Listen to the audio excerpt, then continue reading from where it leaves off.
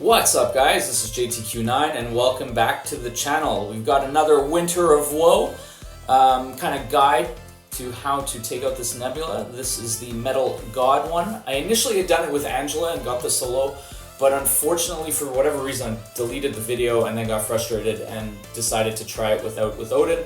I noticed earlier on that I was getting some success with him, so decided to kind of put together this guide as I think it's a much faster fight. And honestly, I enjoyed the fight. This one was kind of fun once you kind of got them ramped up and everything.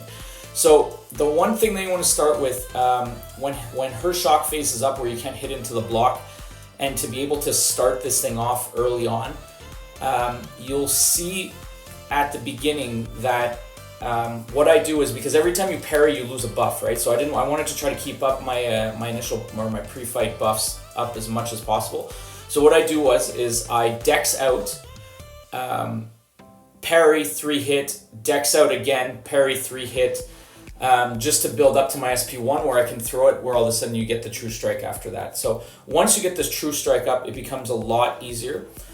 Obviously, as you can hit through everything and she won't auto block, but after that, the idea was, this fight's going really fast. I'm trying to talk over it and it's going, but the idea is when I had my striker available, I wanted to knock her down, because especially after throwing a couple specials to get the Odin force up, but when you knock her down with a heavy, she ends up getting kind of that energized buff as well, which again gives an additional buff. So from this point, helps me gain energy just a little bit faster.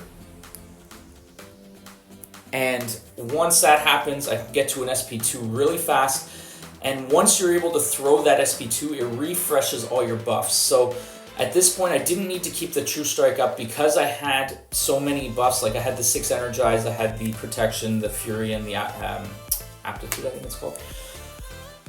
So once it got to that point, I know now she's no longer going to be auto blocking. So I'm trying to push to SP2 as much as possible and keep those buffs up. So if I'm not careful and I can't keep it up, then I would start the cycle over again, going from the SP1 to get the true strike so that she doesn't block, to then build up to this stage again after throwing the striker. But as you're seeing, like, I mean, we're what, 2 minutes into this fight right now. I haven't sped it up at all, and she's already down to 12%. The other thing too, like as you just saw in that portion there, when I am hitting into the block, when she doesn't have her kind of shock phase up, what that does is it pauses my buffs, and at that point I was able to get a final SP2 in, which does major burst damage.